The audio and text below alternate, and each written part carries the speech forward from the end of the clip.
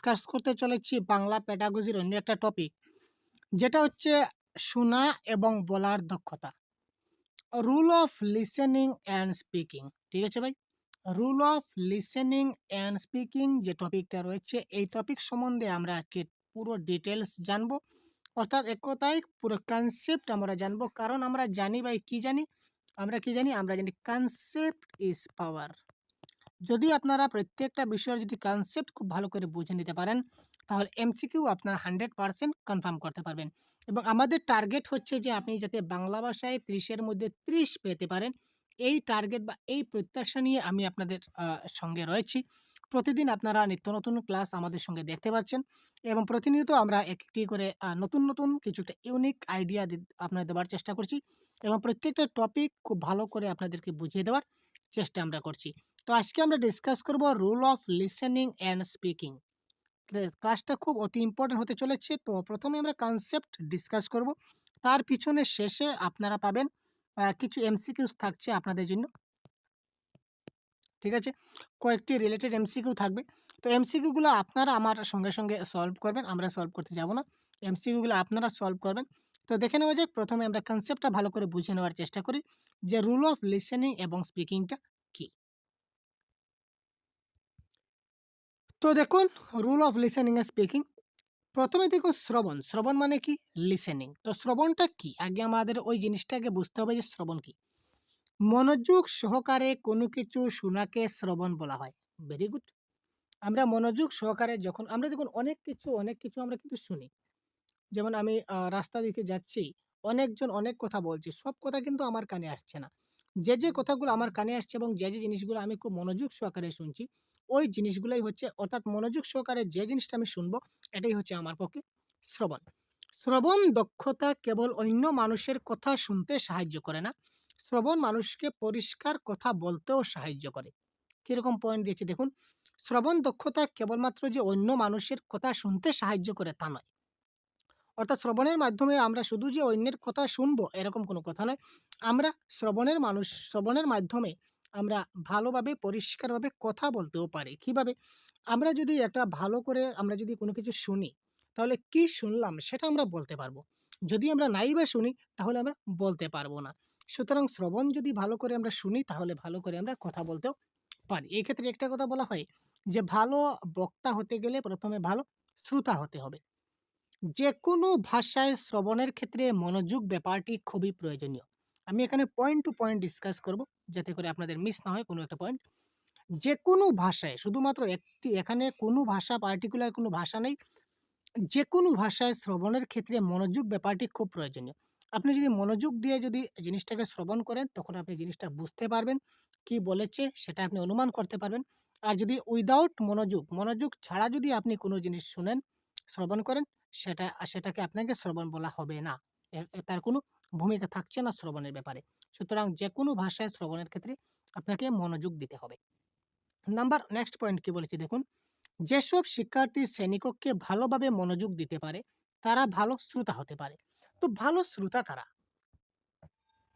প্রশ্ন আপনাদের আসে, বা একটা আপনার প্রশ্ন আসে না আপনাদের মাথায়, যে শ্রোতা তো আমরা সবাই, কিন্তু ভালো শ্রোতা কে? যেসব শিক্ষার্থী বা যারা শ্রেণীকক্ষে ভালোভাবে মনোযোগ দিতে পারে, যে কোনো কথা যে ভালোভাবে মনোযোগ দিয়ে শুনতে পারে, সেই হচ্ছে ভালো শ্রোতা। তো আমরা যেহেতু টেট পরীক্ষার প্রিপারেশন করছি, তাহলে আমাদের রিলেট থাকবে ক্লাসরুম, শ্রেণীকক্ষ, শিক্ষার্থী, এইসব নিয়ে আমাদের ডিসকাস করতে হবে। সুতরাং যেসব শিক্ষার্থী শ্রেণীকক্ষে ভালোভাবে মনোযোগ দিতে পারে, তারাই ভালো শ্রোতা হতে পারে। ঠিক আছে, নেক্সট পয়েন্ট দেখি। এবার দেখুন, শ্রবণ কার্যকে দুটি ভাগে ভাগ করা যায়। শ্রবণ যেটা কার্য, এটাকে আমরা দুটা ভাগে ভাগ করতে পারি। নাম্বার 1 হচ্ছে কি একপাক্ষিক শ্রবণ, আর নাম্বার 2 হচ্ছে কি দ্বিপাক্ষিক শ্রবণ। তো একপাক্ষিক শ্রবণ মানে কি? বক্তা, বার্তা এবং শ্রোতা। বক্তা কি বলবেন? একপাক্ষিক শ্রবণ মানে বক্তায় বক্তৃতা দিচ্ছেন, এই বার্তাটা ডাইরেক্ট সরাসরি শ্রোতার কাছে পৌঁছেছে। কিন্তু শ্রোতা এখানে কিন্তু কোনো যে উল্টা রিঅ্যাকশন কিছু করবে, সেটা কোনো কথা নয়। যেমন এক্সাম্পল স্বরূপ আমরা ধরে নিই রেডিও। আমি ধরে নিই রেডিও। রেডিও চলছে, ঠিক আছে? রেডিও চলছে। রেডিওতে কোনো একজন বক্তা তিনি বক্তৃতা দিচ্ছেন, আর আপনি ঘরে বসে রেডিওটা চালিয়ে রেখেছেন। তো আপনি ঘরে বসে রেডিওটা শুনছেন। তো রেডিও বক্তা যা বলছেন সেটাই আপনি শুনছেন। আপনি কিন্তু এই ব্যাপারে কোনো কিছু রেডিওর সঙ্গে কিন্তু আপনি কি বলবো কমিউনিকেশন করতে পারছেন না। আপনি কথাবার্তার মধ্যে ইন্টারেকশন করতে পারছেন না। আর দ্বিপাক্ষিক শ্রবণ কি? বক্তা, বার্তা, শ্রোতা। আবার শ্রোতা, বার্তা, বক্তা। অর্থাৎ বক্তাই যেটা কথা বলবে সেই বার্তাটা শ্রোতার কানে পৌঁছবে। আবার শ্রোতাও যখন সেটাকে রিঅ্যাকশন করবে, মানে এটা না আপনি যে বললেন সেটা তো এরকম না, সেটা ওরকম হবে। তো এই কথাটা উল্টা গিয়ে বক্তার কাছেও গিয়ে পৌঁছলো। অর্থাৎ যেমন আপনি আপনার সঙ্গে সামনাসামনি বসে, বসে কথা বলছি। যেমন ধরুন না লাইভ এক্সাম্পল আমরা দেখি নিই, লাইভ এক্সাম্পল। বর্তমানে আপনি আমার ভিডিও দেখছেন। ভিডিও দেখার সঙ্গে, সঙ্গে আপনার মনে হলো যে আপনি আমাকে একটা প্রশ্ন করবেন। কিন্তু আপনি আমাকে এবার প্রশ্ন করতে পারছেন না ডাইরেক্ট। কারণ আমি আপনাকে সরাসরি পাচ্ছি না। যেহেতু আপনি কমেন্ট বক্সে কমেন্ট করুন, আপনাদের যদি আমি বলে থাকি যে কমেন্ট বক্সে কমেন্ট করুন, তো আমি আপনাদের আনসার দিয়ে দেব। তো আপনারা কমেন্ট বক্সে কমেন্ট করবেন, আমি পরে আনসার দেব কমেন্টের মাধ্যমে। কিন্তু সরাসরি আপনি কিন্তু এখন প্রশ্ন করার সঙ্গে, সঙ্গে আমি কিন্তু এখনই আপনাকে আপনার মুখের উপরে আমি কিন্তু উত্তরটা দিতে পারব না। দ্যাট ইস কল্ড একপাক্ষিক শ্রবণ। কিন্তু আপনি যদি আমার সামনে থাকতেন এবং আমি যদি আপনার অফলাইন ক্লাস নিতাম, কোনো একটা ক্লাসরুমে বসে অফলাইন ক্লাসরুমে বসে আমি এই ক্লাসটা নিতাম। তখন আমি আপনি সামনাসামনি রয়েছি। তো সামনাসামনি রয়েছি, তো একটি প্রশ্ন আমি আপনাকে বুঝাবার চেষ্টা করছি। জিনিসটা আপনি হয়তো বুঝে গেছেন বা হয়তো জিনিসটা আপনি বুঝতে পারেননি। তো না বুঝলে আপনি তাড়াতাড়ি বলবেন যে, "স্যার এই জিনিসটা তো কি আপনি এভাবে বললেন আমি ঠিক বুঝতে পারিনি।" তখন সঙ্গে, সঙ্গে আমি আপনাকে এই প্রশ্নের আনসারটা দিলাম। অর্থাৎ আপনি যে কথাটা বললেন সেটা কিন্তু আমার কানে এসে পৌঁছালো এবং আমি আপনাকে সেটা সে উত্তর হিসাবে আমি আপনাকে রিপিট দিলাম। ঠিক আছে? কিন্তু এবার আপনি হয়তো অনেক প্রশ্ন করছেন আমাকে ভিডিও দেখতে, দেখতে বা অনেক কিছু ভাবছেন আমাকে নিয়ে। কিন্তু কি ভাবছেন, আমাকে নিয়ে কি বলছেন আমি কিন্তু কোনো কিছু বুঝতে পারছি না। অর্থাৎ আমার কান পর্যন্ত সেটা মানে পৌঁছাচ্ছে না। দ্যাট ইস কল্ড একপাক্ষিক আর দ্বিপাক্ষিক। আশা করি বুঝতে পারলেন। নেক্সট দেখুন একপাক্ষিক শ্রবণের কিছু উদাহরণ খুব সুন্দরভাবে দেওয়া আছে কি? একপাক্ষিক শ্রবণের কিছু উদাহরণগুলো আমরা একবার দেখে নেব এক ঝলক। শ্রেণীকক্ষে শিক্ষকের বক্তৃতা। শ্রেণীকক্ষে যখন শিক্ষক বক্তৃতা প্রদান করেন, লেকচার মেথডে যখন তিনি ক্লাস করেন লেকচার মেথডে, তখন লেকচার মেথডে কি হয়? শিক্ষক মানে শুধু বলতেই যান, বক্তৃতা দিতে থাকেন। শিক্ষকরা শুধু ছাত্ররা শুধু শুনতে থাকে। দ্যাট ইস কল্ড একপাক্ষিক। পরীক্ষার সময়সূচি শ্রবণ। তোমরা ক্লাসরুমের যে পরীক্ষা আসছে, পরীক্ষার সময়সূচি সেটা তোমরা শুনে নাও। এখানে ছাত্রদের কোনো কিছু করার থাকে না। শিক্ষক বললেন, আ ছাত্ররা সেটা নোট ডাউন করে নিল। যে আজকে তোমাদের বাংলা পরীক্ষা, কালকে তোমাদের ইংলিশ পরীক্ষা, সেখানে কোনো কিছু বলার থাকে না। বা রেডিও, দূরদর্শন থেকে আগত শব্দ, আমি যে কথাটা বলেছিলাম, রেডিও বা দূরদর্শন থেকে আগত শব্দ বা টেলিফোন দপ্তরের রেকর্ড করা বক্তব্য। অনেক সময় কম্পিউটার টেলিফোন দপ্তর থেকে আমাদের কাছে অনেক রেকর্ডিং ফোন আসে যে, "आपका मोबाइल का रिचार्ज खत्म हो गया है, जल्द से जल्द आप रिचार्ज कीजिए।" ওটা কিন্তু তারা বলবে আপনাকে কম্পিউটারের মাধ্যমে। কিন্তু আপনি যদি সঙ্গে বলেন যে, "আমার কাছে এখন পয়সা নেই, আমি রিটার্ন আমি রিচার্জ করতে পারব না।" আপনার কথাটা কিন্তু তারা শুনবে না। তারা বলে দেবে। দ্যাট ইস কল্ড একপাক্ষিক শ্রবণ। ঠিক আছে? আরো হতে পারে যেমন কোনো পাবলিক অ্যানাউন্সমেন্ট। মাইকে কোনো একটা পাবলিক অ্যানাউন্সমেন্ট করে যাচ্ছে, আপনি ঘরে বসে শুনছেন। দ্যাট ইস কল্ড একপাক্ষিক শ্রবণ। ঠিক আছে? এবার দেখুন দ্বিপাক্ষিক শ্রবণের উদাহরণ কি? যেখানে ২ পক্ষের যোগাযোগ যেখানে ঘটছে, ২ পক্ষের যোগাযোগ যেখানে ঘটবে সেটাই হবে কি? দ্বিপাক্ষিক শ্রবণ। বক্তা, শ্রোতা উভয়ই ভাবের আদান-প্রদান করেছে। বক্তা, শ্রোতা দুজনে মিলেই কিন্তু ভাবের আদান-প্রদান করছে। কিভাবে? আমি একটু আগে বুঝিয়ে দিলাম। পরিস্থিতির তারতম্যের ভিত্তিতে সেই শ্রবণের গুরুত্বের হেরফের হয়। পরিস্থিতির তারতম্যের উপর ভিত্তি করে সেই শ্রবণটার যেটা গুরুত্ব রয়েছে, গুরুত্বের সেখানে কমি বেশি হবে। শ্রোতাকে বক্তার অভিপ্রায় বুঝে উত্তর দিতে হয়। শ্রোতা যিনি রয়েছেন উনাকে বক্তার অভিপ্রায় দেখে বা বক্তার মনের ইচ্ছাটা বুঝে উত্তর দিতে হবে। বক্তা কি বলছেন, এই বক্তার কথার ভিত্তিতে শ্রোতাকে উত্তর দিতে হবে। শ্রবণের প্রয়োজনীয়তা বিষয়ক কিছু তথ্য। Next point. শ্রবণের প্রয়োজনীয়তা বিষয়ক কিছু তথ্য। কোনো কিছু জানতে হলে প্রথমে শুনতে হয়। অর্থাৎ শ্রবণ দ্বারাই ঘটে জানার সূচনা। কোনো কিছু জানতে গেলে আমাকে শুনতে হবে। যদি আমি জানতে চাই, যেমন ধরুন আমি ঘরে বসে আছি। আমি এবার ঘরে বসে আছি। আমার রাস্তা দিয়ে, আমার ঘরের পাশে রাস্তা দিয়ে আ একটা মাইকে একটা অ্যানাউন্সমেন্ট, একটা ঘোষণা দিয়ে যাচ্ছে। যদি আমি ঘোষণাটা যদি শুনতে হয় যে কি ঘটনাটা ঘটছে বা কিসের অ্যানাউন্সমেন্ট করছে সেটা আমার যদি জানার ইচ্ছা থাকে, তো ওই জিনিসটা জানতে গেলে আমাকে কি করতে হবে? ওই অ্যানাউন্সমেন্টটা শুনতে হবে। অর্থাৎ শ্রবণের দ্বারাই ঘটে জানার সূচনা। শ্রবণের দ্বারাই কিসের সূচনা ঘটে গেল? আমার জানার ঘটনা। জানতে গেলে ১ম এই আমাকে শুনতে হবে। ভাষা শিক্ষণের ১ম স্তরে শিক্ষার্থী যাতে অন্যের কথা শুদ্ধ এবং স্পষ্টভাবে শোনার অভ্যাস গড়ে তুলতে পারে, সেদিকে নজর দিতে হবে।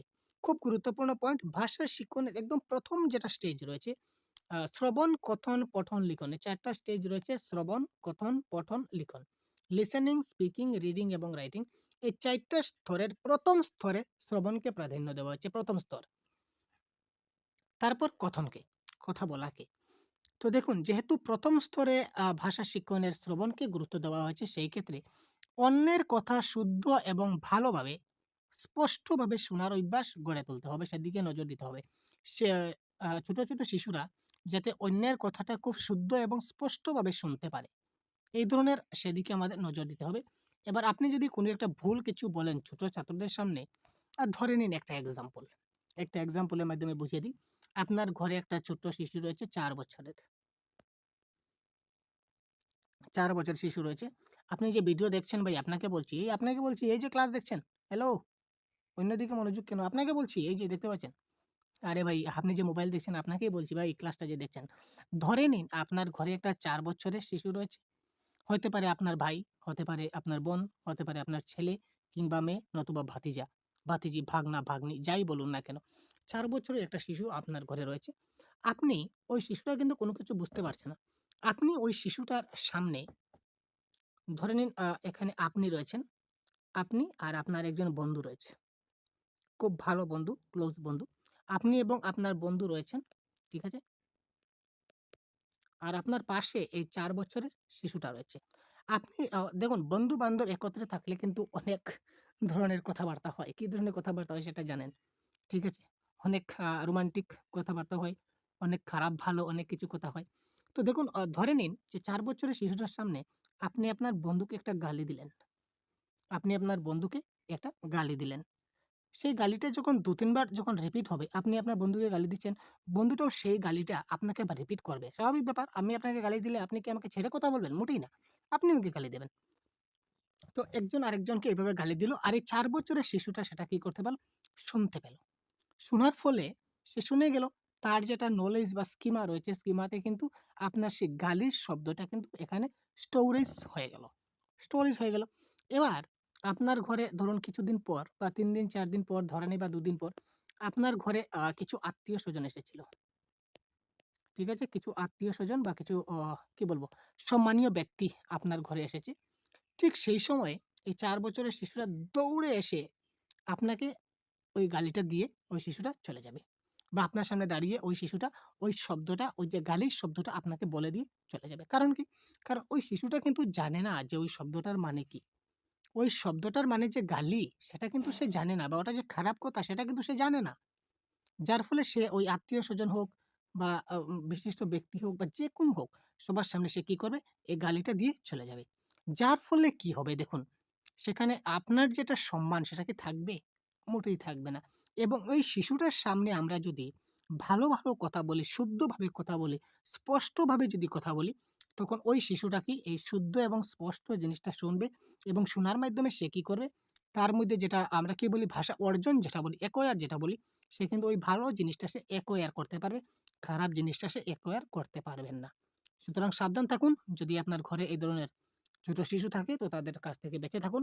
তাদের সামনে কখনোই এই ধরনের খারাপ কিছু মন্তব্য বা যেকোনো বক্তব্য করবেন না তাদের সামনে অন্ততপক্ষে, না হলে কিন্তু আপনার সম্মানের ১২টা বেজে যাবে। ঠিক আছে? আপনি যদি প্রমাণ হয় প্রমাণ করে দেখে নিন ভাই। এবার দেখুন শ্রবণ সংক্রান্ত বিভিন্ন সমস্যা এবং সমাধানের উপায়। শিক্ষার্থীরা পঠন পাঠনের সময় যাতে সচেতন থাকে সেদিকে নজর দেওয়া জরুরি। শিক্ষার্থীরা পঠন পাঠনের সময় যাতে সচেতন থাকে, খুব অ্যাক্টিভ থাকে, সেদিকে কিন্তু আমাদেরকে কি দিতে হবে? নজর দিতে হবে। কারণ শিক্ষার্থীরা সচেতন না হলে শোনায় বাধা সৃষ্টি হতে পারে।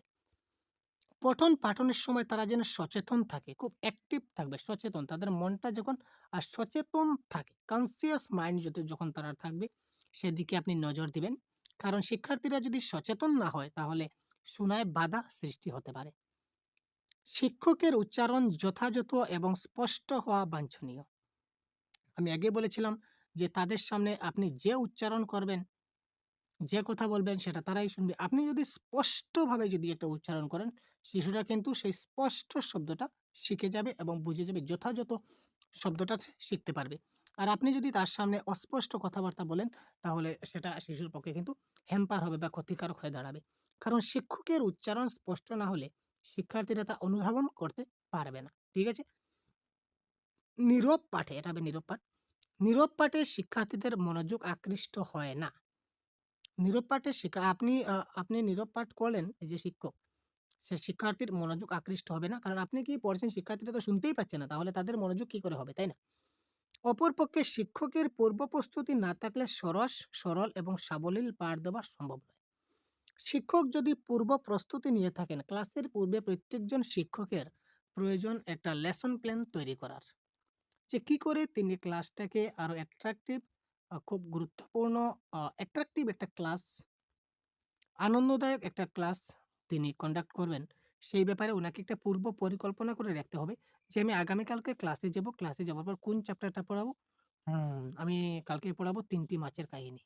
হুম, তো ৩ টি মাছের কাহিনী যদি আমি পড়াতে চাই শিশুদের, তো আমার কি, কি লাগবে? বই তো লাগবে, ঠিক আছে, পাঠ্যপুস্তক। তার বাহিরে আমার তো ৩ টা মাছ বোঝাতে গেলে ৩ টা মাছের প্রয়োজন।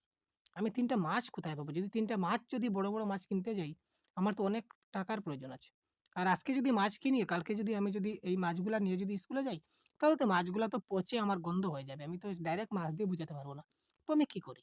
একটা কাজ করি, আমি একটা কাগজে ৩ টা মাছের বড়, বড় ছবি আর্ট করে নেই।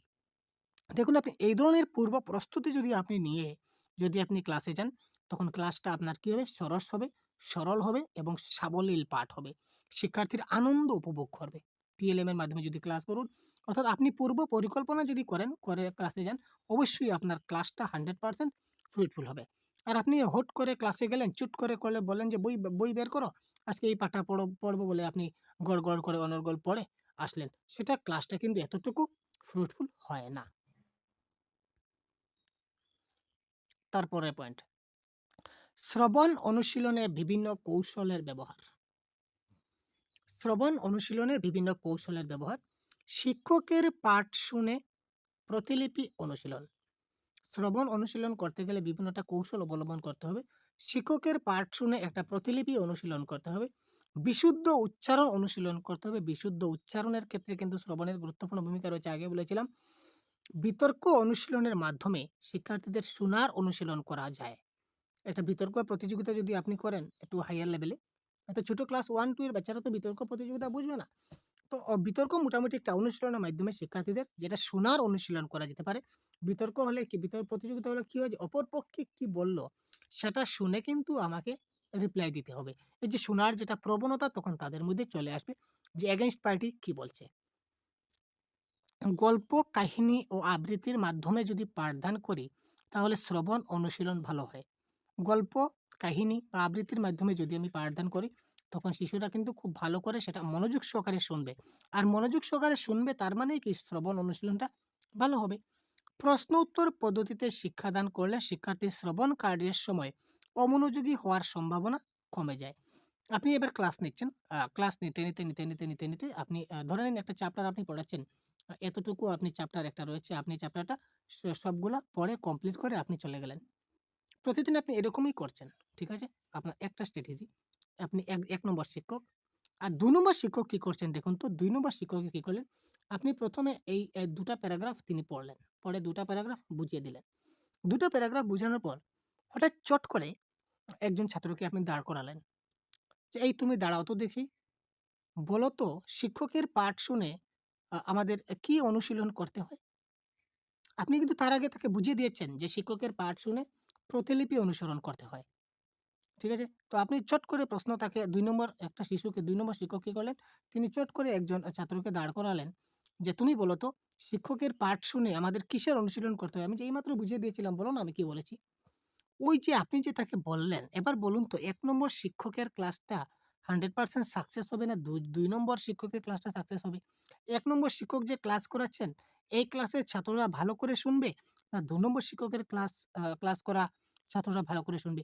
অফকোর্স ২ নম্বর শিক্ষকের যেটা ক্লাস করছেন, এই ক্লাসটা কিন্তু ছাত্ররা মনোযোগ সহকারে শুনবে। কারণ ছাত্রদের মনে একটা প্রবণতা বৃদ্ধি পাবে যে, আহারে! স্যার এবার মহেশকে প্রশ্ন জিজ্ঞাসা করেছিলেন। কখন আবার আমাকে জিজ্ঞাসা না করে বসেন। তাই আমাকে খুব ভালো করে শুনতে হবে। স্যার যে কথাগুলো বলছেন, কি বলছেন সেটা খুব ভালো করে বুঝতে হবে। না হলে তো হঠাৎ কোন সময় আমাকে প্রশ্ন করবেন তখন আমি উত্তর দিতে পারব না। এই প্রবণতা তার মধ্যে তখন চলে আসবে। তাই বলেছে যে প্রশ্ন উত্তর পদ্ধতিতে যদি পাঠদান করি তাহলে শ্রবণ কার্যের সময় অমনোযোগী হওয়ার সম্ভাবনা কমে যায়। শিক্ষকের বাচন ভঙ্গি, শিক্ষকের কথা বলার একটা ভঙ্গিমা রয়েছে। এবং শিক্ষা সহায়ক উপকরণ অর্থাৎ টিএলএম যদি আকর্ষণীয় হয় তাহলে শিক্ষার্থীরা মনোযোগ হয়। কথা বলারও কিন্তু বিভিন্ন স্টাইল আছে। কোনো সময় আপনি উচ্চ স্বরে কথা বলবেন, কোনো সময় নিচু স্বরে কথা বলবেন, কোনো সময় উচ্চ নয় নিচু নয় এরকম স্বরে কথা বলবেন। শিক্ষার্থীদের কথা বলার যেটা ভঙ্গি, এই ভঙ্গিটা যদি আপনার ঠিকঠাক থাকে এবং যদি আপনি আকর্ষণীয় টিএলএম ব্যবহার করতে পারেন, তখন এই শিক্ষার্থীরা কি ক্লাসে মনোযোগী হবে। আর ক্লাসে মনোযোগী হবে মানে আপনার কথাটা খুব ভালো করে শুনবে। আর ভালো করে শুনবেই মানে কি হবে? তার শ্রবণ হবে। দ্যাট ইজ কল্ড শ্রবণ অনুশীলনে বিভিন্ন কৌশল ব্যবহারের কয়েকটি পদ্ধতি। শিক্ষকের বলিষ্ঠ ব্যক্তিত্বের মাধ্যমে শ্রেণীকক্ষ শ্রোতার মতো বা আদর্শ শ্রবণযোগ্য পরিবেশ তৈরি করা জরুরি। শিক্ষকের যেটা ব্যক্তিত্ব রয়েছে, শিক্ষকের ব্যক্তিত্বের দ্বারাই শিক্ষকের যেটা পার্সোনালিটি, ছাত্ররা যদি ক্লাসে গন্ডগোল করে শিক্ষকের কথা শুনে না, তাহলে দুর্বলতা ছাত্রদের নয়, দুর্বলতা শিক্ষকের। কারণ শিক্ষক ক্লাসটাকে ফ্রুটফুল করতে পারছে না। ছাত্ররা সেখানে মানে মজা পাচ্ছে না। যার কারণে ছাত্ররা ক্লাসটা শুনতে বাধ্য নয়। তাই ছাত্ররা কি করছে? হাল্লা চিৎকার করছে। তো শিক্ষকের বলিষ্ঠ ব্যক্তিত্বের মাধ্যমে শিক্ষকের পার্সোনালিটি যদি খুব ভালো হয়, তাহলে ছাত্ররা কিন্তু অবশ্যই ক্লাসটা খুব ভালো করে শুনবে। আদর্শ শ্রবণ অনুশীলনের জন্য শিক্ষক মহাশয়ের কিছু কাজ সম্পন্ন করতে হবে। যেমন বিষয়ের পাঠদান করবেন, বোর্ডের কাজ করবেন, বিষয় যেটা রয়েছে এই বিষয়ে তো পাঠদান করছেন। তারপর বোর্ডের ব্ল্যাকবোর্ডে কিছু কাজ করতে পারেন। শিক্ষা সহায়ক উপকরণ ব্যবহার করতে পারেন মানে টিএলএম। প্রশ্ন উত্তর ধর্মী শিক্ষাদান পদ্ধতি শিক্ষককে এমনভাবে করতে হবে যেন পড়াশোনায় স্বতঃস্ফূর্ততা ব্যাহত না হয়। অর্থাৎ ক্লাসটা যাতে স্বতঃস্ফূর্ত হয়। ঠিক আছে? এবার আমরা দেখে নেই কথা বলার দক্ষতা। এতক্ষণ আমরা বললাম যে শ্রবণের দক্ষতা, রুল অফ লিসেনিং। এবার আমরা জানবো রুল অফ স্পিকিং। কথা বলার দক্ষতাটা কি? কথা বলার দক্ষতা অর্জনের জন্য কিছু বিষয়ে নজর রাখা প্রয়োজন। কথা বলার দক্ষতা অর্জনের জন্য নিচের কিছু বিষয় নজর রাখা প্রয়োজন। কি, কি দেখি? প্রথমে শব্দ নির্বাচন। শব্দ আমাদের কিছু জানতে হবে। শব্দ যদি না জানি তাহলে কথা বলতে পারবো না। শব্দ ছাড়া কি কথা বলতে পারবেন? মোটেই না। ধ্বনির উচ্চারণ, ধ্বনির যথাযথ ও সুস্পষ্ট উচ্চারণ। কোন শব্দের কোন ধ্বনি, সেই ধ্বনির সুস্পষ্ট উচ্চারণ। যথাযথ এবং সুস্পষ্ট উচ্চারণ। এবার যদি আমি বলি কলম, কলম বললে হবে না, বলতে হবে কি? কলম। ছায়, ছায়, ছায় বললে হবে না, বলতে হবে কি? চায়। চিনি, চিনি বলতে হবে। এখানে চিনি, চিনি বললে হবে না, আমাকে চিনি বলতে হবে। এই যে এটা হচ্ছে ধ্বনিগত সুস্পষ্ট উচ্চারণ, সেটাকে আমাকে জানতে হবে। যথাযথ বাক্য গঠন, বাক্য গঠনগুলো আমাকে কি করতে হবে? খুব ভালো করে জানতে হবে। প্রয়োজনীয় যুক্তি, তর্ক এবং দৃষ্টান্ত উপস্থাপন করতে হবে। বক্তব্য বিষয়ের প্রাসঙ্গিকতা এবং উপযোগিতা। সাজিয়ে কথা বলার যোগ্যতা অর্জন। যেকোনো কথাটাকে আমি সাজিয়ে বলার মতো যোগ্যতা আমার থাকতে হবে। যথাযথ স্বরক্ষেপণ আমার মধ্যে থাকতে হবে। ভালো কথাবার্তা শেখানোর কিছু কৌশল। কথাবার্তা শেখানোর একটা কৌশল আছে। তো ভালো কথাবার্তা আমরা শিশুদেরকে শিখাই। তার বেশ কয়েকটা মাধ্যম আছে। টোটাল আজকে ১২ টা মাধ্যম আমি আপনাদের সঙ্গে ডিসকাস করব। দেখুন কথোপকথন। কথোপকথনের মাধ্যমে ভালো কথাবার্তা শেখানো যায়। কথোপকথন। আপনি ডিসকাস করলেন, একজন আরেকজনের সঙ্গে ডিসকাস করলেন। শিক্ষক ছাত্রের সঙ্গে ডিসকাস করলেন, কথোপকথন। তারপর আলোচনা। ঠিক আছে? কথাবার্তা বললেন, আলোচনা করলেন। বক্তৃতার মাধ্যমে কথাবার্তা শেখানো যায়। তারপর সরব পঠন। সরব পঠন আপনি জুড়ে, জুড়ে পাঠ করলেন। তার মাধ্যমে কি হয়? শিক্ষার্থীরা শিখতে পারে। তারপর আবৃত্তি। আবৃত্তি যদি ভালো করে করেন, ছন্দ অলঙ্কারের সহযোগী যদি করেন, তখন শিশুরা খুব মজা পাবে, আনন্দ পাবে, আরাম পাবে। সেখান থেকে শিশুরা খুব ভালো করে জিনিসটা শিখতে পারে। তারপর দেখুন নাটকের সংলাপ। আপনি নাটকের সংলাপও করতে পারেন। সেখানেও শিশুরা খুব আনন্দ পাবে। তারপর ছড়া পাঠ। ঠিক আছে? ছড়া পাঠের মাধ্যমে আপনি কি করতে পারেন? শিক্ষার্থীদের শিক্ষাদান করতে পারেন। অনুষ্ঠান পরিচালনা ও ঘোষণা। আপনি সেটা অনুষ্ঠান একটা পরিচালনা করতে পারেন এবং ঘোষণা করতে পারেন।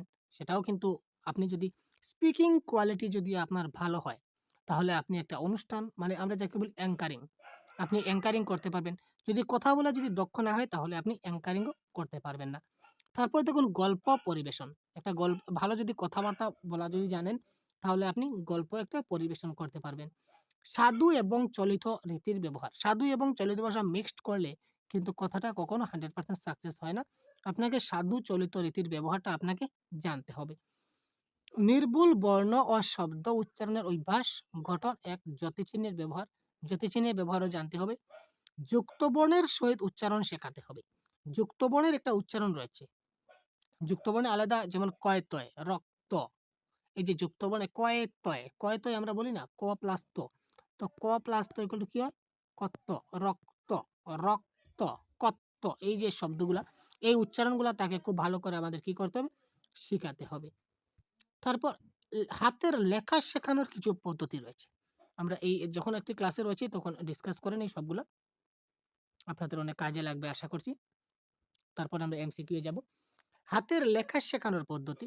স্বরবর্ণ, ব্যঞ্জনবর্ণ ও মুক্ত বর্ণের কোথায় কোথায় মাত্রা হয় না তা জানিয়ে দিতে হবে।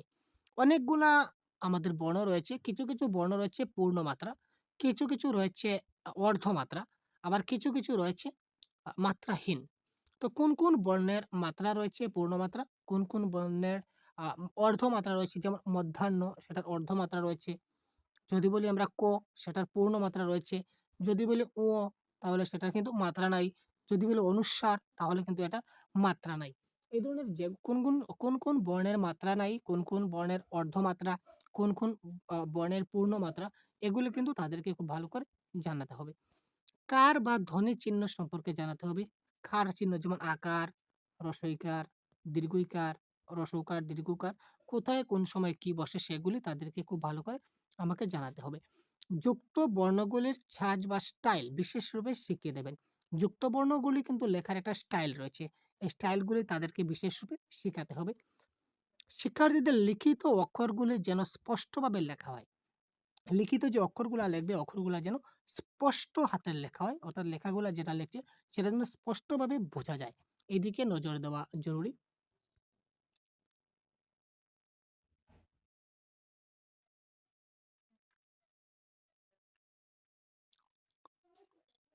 দাঁড়িয়ে কোনো অক্ষর লেখার প্রবণতা শিক্ষার্থীদের ত্যাগ করতে হবে। শিক্ষার্থীদের লেখায় যেন সরলতা বজায় থাকে সেদিকে লক্ষ্য রাখতে হবে।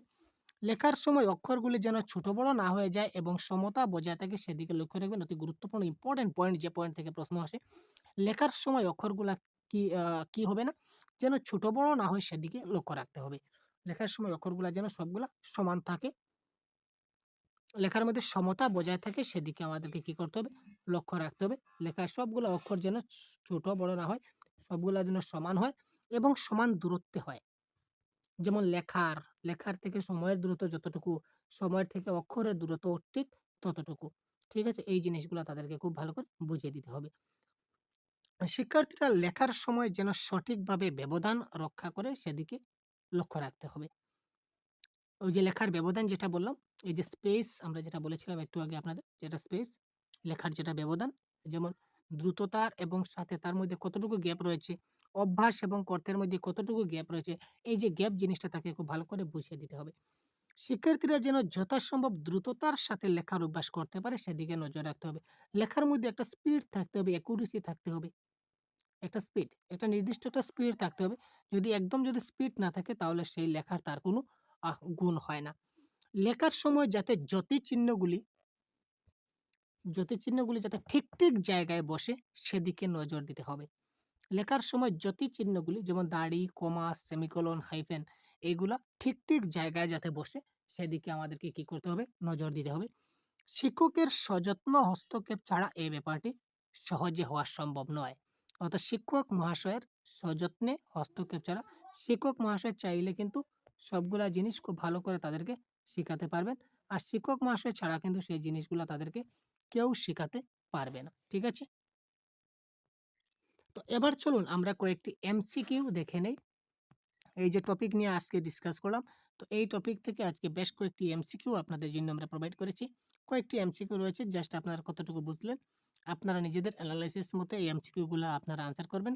তো এই প্রত্যেকটি এমসিকিউ আমরা আপনাদের দেখিয়ে যাচ্ছি এবং প্রত্যেকটা এমসিকিউর কারেক্ট আনসার কী হয় সেটা আপনারা কমেন্ট বক্সে অবশ্যই খুব তাড়াতাড়ি আমাদের সঙ্গে সঙ্গে আপনারা কমেন্ট করে যান। তার ফলে আপনারা নিজেরাই বুঝতে পারবেন যে আপনাদের কতটি প্রশ্নের আনসার কারেক্ট হলো। তো চলুন দেখে নেওয়া যাক প্রথম প্রশ্নের কারেক্ট আনসার কী হবে। ভাষা শিক্ষাদান ও ভাষা শিক্ষণের জন্য যে নৈপুণ্য দরকার তা হলো কথা শুনে বোঝা, লিখিত রূপ পড়তে পারা, লিখিত রূপ প্রকাশ করতে পারা, না উপরের সবগুলি।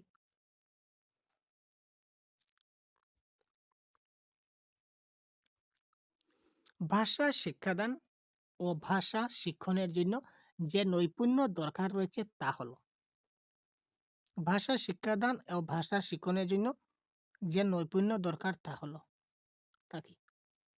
এবং আমাদের এই ইউটিউব চ্যানেলে আপনারা বাংলা ভাষার সম্পূর্ণ কোর্স আপনারা ঠিক এইভাবে যে ক্লাসটা দেখছেন এইভাবে আমরা প্রত্যেকটা কোর্স আমরা এই চ্যানেলে কমপ্লিট করব। সুতরাং যদি নতুন হয়ে থাকেন চ্যানেলকে সাবস্ক্রাইব করবেন যাতে করে পরবর্তী ক্লাস আপনি খুব সঙ্গে সঙ্গে পেয়ে যান। যদি সাবস্ক্রাইব করে না থাকেন তাহলে কিন্তু আমাদের ক্লাস আপনি দেখতে পাবেন না, আপনার মোবাইলে শো হবে না।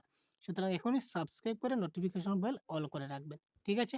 আর বিশেষ যদি জানার থাকে তাহলে অবশ্যই ভিডিও ডেসক্রিপশনে টেলিগ্রাম গ্রুপ আছে বা হোয়াটসঅ্যাপ গ্রুপ আছে, এখানে জয়েন হয়ে যাবেন। এখানে আপনারা ফ্রি পিডিএফ অনেকটা আপনারা পেয়ে যাবেন। তো দেখুন এই প্রশ্নের কারেক্ট আনসার কি হবে? কোয়েশ্চন নাম্বার 1 আপনারা খুব তাড়াতাড়ি কমেন্ট করুন ভাই। কি হলো ভাই? কমেন্ট করছেন না কেন ভাই? আর ভাই বহুত বড় ভাই। ভাষা শিক্ষাদান ও ভাষা শিক্ষণের জন্য যে নৈপুণ্য দরকার সেটা কথা শুনে বুঝতে হবে, লিখিত রূপকে পড়তে হবে, লিখিত রূপ প্রকাশ করে ভাষা শিক্ষাদান এবং ভাষা শিক্ষণের জন্য এই তিনটাই কিন্তু প্রয়োজন, একটি ছাড়া কিন্তু আরেকটি সম্ভব নয়। নেক্সট, ভাষা দক্ষতার 4টি স্তর কি? আমরা ক্লাসের মধ্যে কিন্তু বলেছি ভাষা দক্ষতার 4টি স্তর। প্রত্যেকটা প্রশ্নই আমরা ডিসকাস করব আজকের এই ক্লাসের ভিত্তিতে। যতটা ক্লাস আমরা কমপ্লিট করেছি, আজ এই মুহূর্তে যতটুকু পড়েছি তার ভিত্তিতে কিন্তু আজকের এমসিকিউগুলি। ভাষা দক্ষতার 4টি স্তর হলো শোনা, বলা, পড়া ও লেখা। শোনা, বলা, লেখা, আবৃত্তি করা। লেখা, দেখা, শোনা, বলা, লেখা কোনোটাই নয়। কোয়েশ্চন নাম্বার 2 এর কারেক্ট আনসার কি হবে?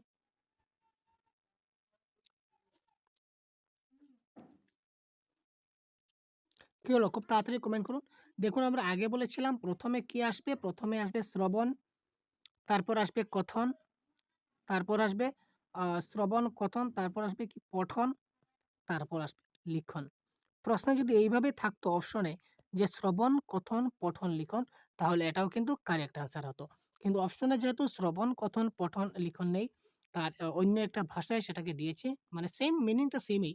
শোনা, বলা, পড়া এবং লেখা। শ্রবণ মানে শোনা, কথন মানে বলা, পঠন মানে পড়া, লিখন মানে লেখা।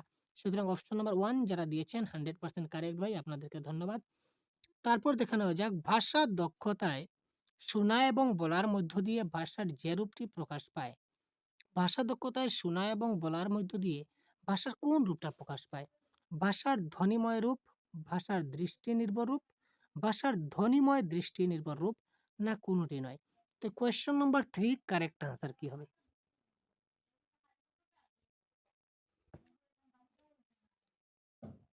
কোয়েশ্চন নাম্বার 3 কি হবে বলুন তো, কারেক্ট আনসার কি হবে? ভাষা দক্ষতা শোনা এবং বলা। ভাষা দক্ষতায় আমি শুনবো এবং বলবো।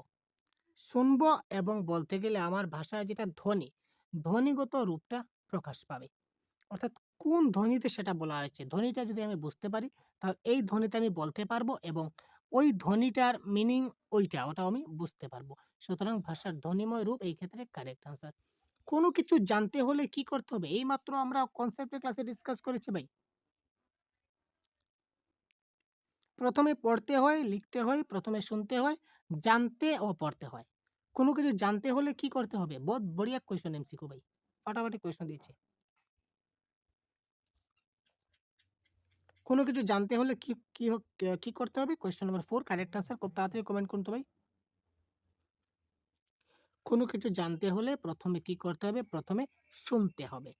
কোনো কিছু জানতে হলে প্রথমে কি করতে হবে? শুনতে হবে। নেক্সট, বক্তা ও শ্রোতার মধ্যে ভাবের আদান-প্রদানের ক্ষেত্রে গুরুত্বপূর্ণ ভূমিকা রয়েছে। কথনের, পঠনের, শ্রবণের, না সবগুলি? বক্তা এবং শ্রোতা এই দুজনের মধ্যে যদি ভাবের আদান প্রদান হয়, তো এই ভাবের আদান প্রদানের ক্ষেত্রে গুরুত্বপূর্ণ ভূমিকা কার রয়েছে? কথনের, পঠনের, শ্রবণের না সবগুলি?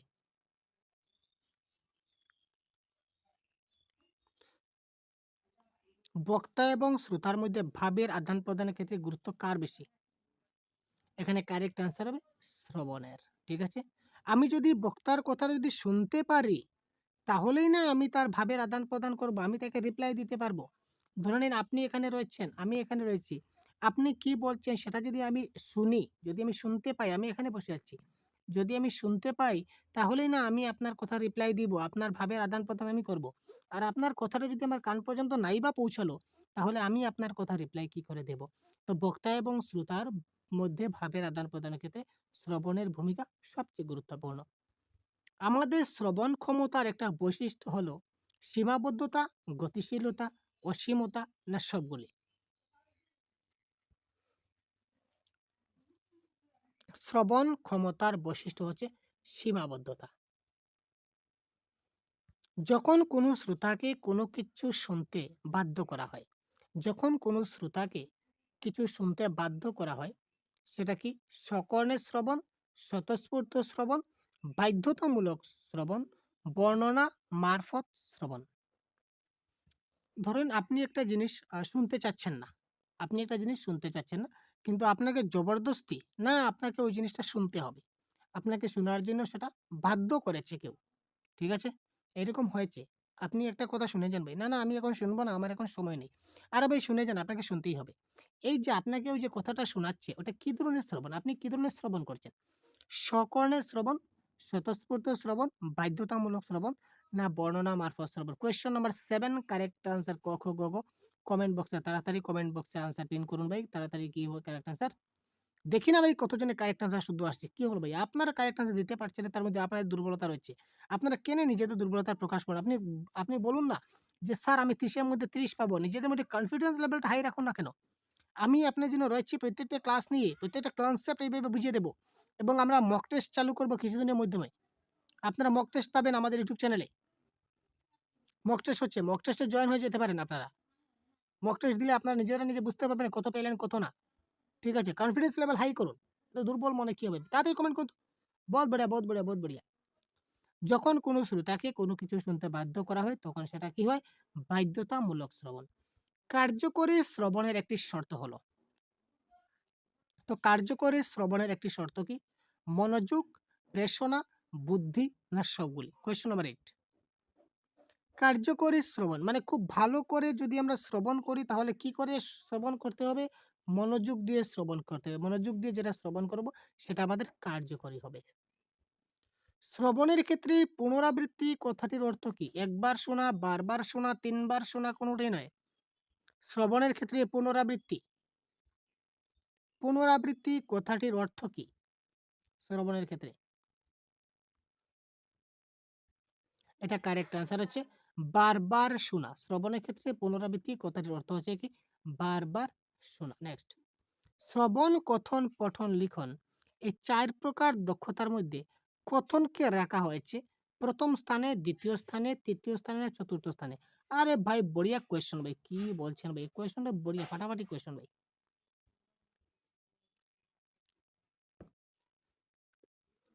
শ্রবণ, কথন, পঠন, লিখনের ৪ প্রকার দক্ষতার মধ্যে কথনকে রাখা হয়েছে, এখানে যদি আপনি সিকোয়েন্স দেখেন, এই যদি সিরিয়াল দেখেন তখন কি শ্রবণ, পঠন, কথন, লিখন। এখানে যদি আপনি দেখেন তাহলে এটা ৩য় স্থানে আছে। আপনি ৩য় স্থানে আনসার দেবেন। কিন্তু সেটা ভুল হবে। অ্যাকচুয়াল আপনি সিকোয়েন্সটা মনে রাখবেন LSRW। এটা আপনি সিকোয়েন্সটা মনে রাখবেন LSRW। Listening, speaking, reading, writing. শ্রবণ, কথন, পঠন, লিখন। তো এখানে আমরা বলেছি কথন। তো কথন কয় নম্বরে রয়েছে? ২ নম্বর, ২য় স্থানে। পঠন, পঠন ৩য় স্থানে। আর লিখন একদম লাস্ট স্টেজে বা ৪ নম্বরে রয়েছে। আর শ্রবণ তো একদম ১ম এ রয়েছে বা ১ নম্বর ১ম স্থানে রয়েছে। ঠিক আছে? আশা করি বুঝতে পারলেন। তো আজকে এই ছিল আমাদের ক্লাস। ক্লাসটা কেমন লাগলো জানাতে ভুলবেন না। পরবর্তী ক্লাসে অন্য একটা টপিক নিয়ে এই ধরনের অন্য একটা ক্লাস আপনাদের প্রোভাইড করার চেষ্টা করব। যদি ক্লাসটা ভালো লাগে তাহলে অবশ্যই বন্ধুদেরকে শেয়ার করতে ভুলবেন না। আপনাদের একটাই রিকোয়েস্ট থাকবে, যদি আমি আগে বলিনি ক্লাসের পূর্বে, কারণ আপনাদের মনোযোগটা নষ্ট হয়ে যেত। যদি ক্লাসটা ভালো লেগে থাকে অবশ্যই আপনারা প্রত্যেকজনে একটি করে শেয়ার করবেন। সেটা আমাদের রিকোয়েস্ট থাকলো আপনার কাছে। রিকোয়েস্ট থাকবে আপনারা এখনই আপনাদের বন্ধুদেরকে ক্লাসটা শেয়ার করুন, যাতে করে সবাই ক্লাসটা খুব ভালো করে দেখতে পারে। ঠিক আছে ভাই? ধন্যবাদ। পরবর্তী ক্লাসে আবার অন্য একটা টপিক নিয়ে কথা বলব। ভালো থাকবেন। জয় হিন্দ।